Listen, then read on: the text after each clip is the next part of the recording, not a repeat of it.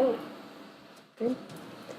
All right, we will get started. Welcome to the City Council Oversight Committee meeting of Thursday, March 14th, 2024. It is Pi Day for all of those who celebrate. It is. Just in case you forgot about that.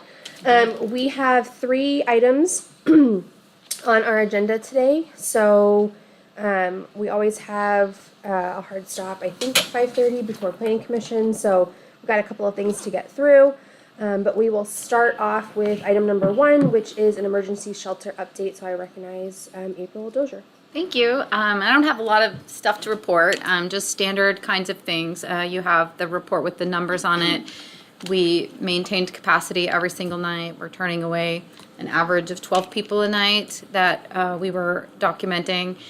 You can see down in my notes, I just tracked some of the things that we've been reporting on each month, the number of guests that moved into permanent housing. It's a lot lower than previous months. The main reason is our services, our housing opportunities are pretty saturated, so that's just the number we were able to get moved in. I think that piece of it and the lower number of people that we've relocated plays into the fact that our unique guests is a lower number as well. So we'd been staying in about 100 range, and we'd had only 83 unique guests. When I was talking to the staff as well, they reported that we've just had not had as many people giving up their beds as usual. So we're seeing a lot of the same guests every night. And then some additional things reporting on income that we've talked about in the past as well, and that I'm able to pull out of HMIS. So, Any questions? Councilmember Holman? Did you all get the report? No, it's not attached. Can we get it? Yeah, I'll get a copy and then I can send it to you guys. Thank you. Yeah.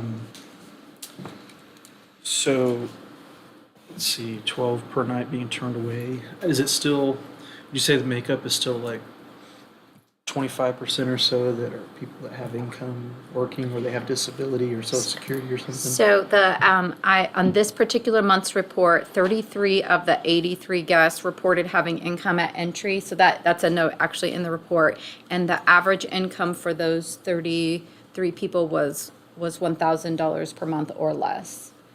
So that's the lump that it went into. So it didn't give me a specific number, but 33 of the 83 guests that stayed last month do have income. Do have income, and some of them actually do have jobs. Have They jobs, can work, yeah. and may not just be like disability or social Correct, security. yeah. Okay.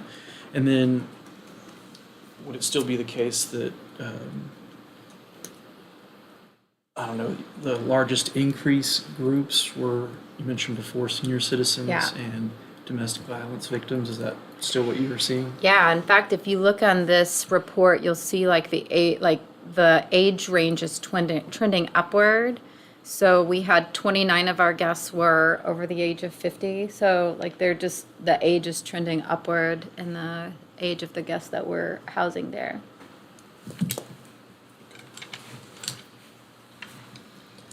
Other questions?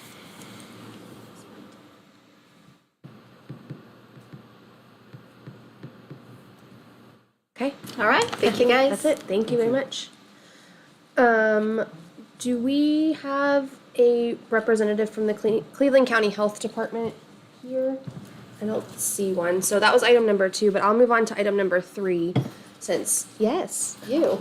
Item number 3 is a discussion regarding parking requirements for accessory dwelling units, and I will recognize Jane Hudson, our planning director. Thank you.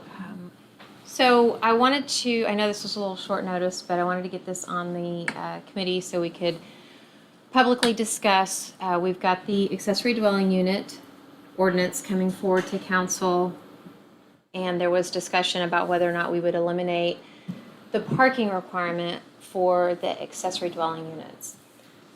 That is not included in the ordinance that is currently on the agenda for the 26th. But I wanted to find out if that is the direction that you do want to go, if you want to eliminate the parking requirements for ADUs.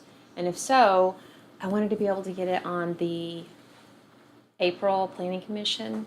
And to do that, I needed to know this week to be able to advertise. So that's why I kind of asked if we could get this on here early. Yeah. So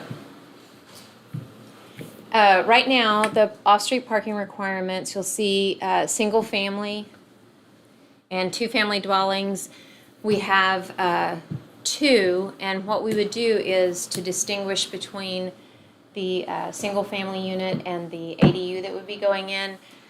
Beth was very helpful. She worked with, I appreciate her so much. Adding the language here where it says two per primary dwelling unit and garage apartment, where garage apartment is allowed in the zoning. We would add that qualifier there so that that would not require the parking for the ADU. And then this one just deals with the non-conforming uses in the zoning ordinance, and it's just adding in there that should you have an ADU that does not comply with minimum off-street parking as of the April 25th, 2024, it would still be exempt from any of the parking requirements. Question. So if somebody who does, so the non-conforming, I'm guessing, is someone who doesn't have 2 parking spots per unit, would that be considered non-conforming? Yes. Okay, so say you have a house, a single-family house, you don't currently have 2 parking spaces for your primary unit, you would like to build an ADU, are you going to be required to put that extra parking in? Like, how is, I don't know how, like, that's gonna work. No, because if you're currently non-conforming, adding the ADU would not kick in the requirement for you Okay. to add the parking. I think Okay. that's the way I should get. Yes, that's what I was asking. Yeah. Perfect, okay. Yeah, I mean, I think I'm okay with this. I think the idea is really that we get more inventory and housing into, areas. I think that a lot of the places that this is gonna be utilized is in core Norman, or in more walkable type areas. So that's, the intent is kind of to bring in housing stock, but also to create, walkability and things like that. So, questions, comments from other committee members? Councilmember Holman? Yeah, so like Councilor Schuler was saying, so really trying to encourage this, and I think we talked about not wanting to have or more space dedicated for housing or structures and less dedicated to parking everywhere. So, maybe some of them don't have it, and that's a stipulation of somebody wanting to rent it or sit it or leave it as, there's nowhere to park, so you're gonna have to. And that will come up a lot. People will, well, where are my kids or my mother? I mean, I think we will see some of these in the older neighborhoods outside of the core area for parents, grandparents, or something like that. So, and they'll want at least one space maybe or something. So. And then if somebody wants to add a space for parking, there's a process they could do that. Well, they absolutely could. Yes, I mean, as long as they're staying under There's the a lot of driveways that have- 65 or under, they could, yes, definitely add the parking space. Mm-hmm. Awesome. Yeah, I'm definitely for it. Okay. Councilmember Grant? Yeah, I'm for no parking requirements. And I know when we talked about the ADUs, there was even the option. I would prefer people opt in if they really wanted the parking, because there's an option to have like a parking garage built onto one of these ADUs. The other thought is for the core, because we do have a lot of old infrastructure, like those bar ditches I mentioned. I do see neighborhoods potentially self-organizing and maybe asking for no parking on one side of the street if it becomes an issue. So I see pathways to address those who may not be using the public roads in a most efficient and friendly way with their neighbors. And I think as we're working towards more comprehensive transportation, that if there's students in these ADUs, that our bus stops and other things we're doing to address that, like, we'll eventually catch up, because it's not like people are going to have ADUs May 1st. And remember, I mean, this is, an ADU is 650 square feet. This isn't a garage apartment that somebody could do 3 bedrooms, 4 bedrooms even. This is total 650. So I don't see a huge impact from additional vehicles.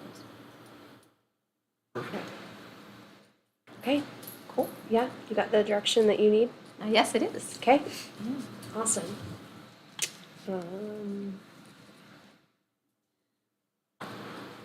Sorry, just waiting on an update from the city manager about our item number 2. Yes. Take a pause for a second.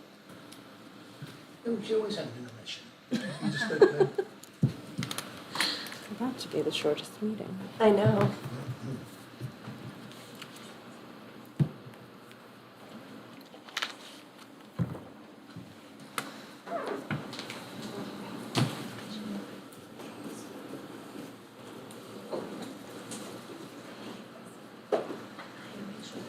I know, that's what I said.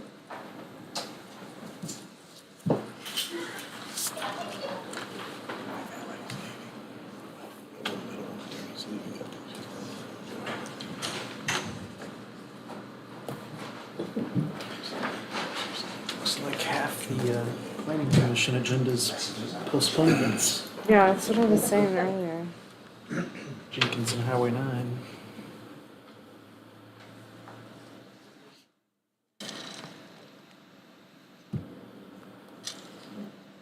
Move it to next month.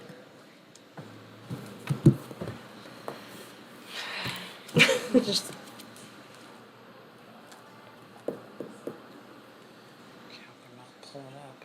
Probably gotta get out. Yeah. Guess we just move it next month? Yeah. Can do. Okay, so we don't have a representative here from Cleveland County Health Department to talk about item number 2. So we will move that item to next month's meeting. And those were the only items, so we've got a super short meeting today. And that should be Um, April 11th. Yes, yeah. So, we will move that item to April 11th and, this meeting is adjourned. That was short.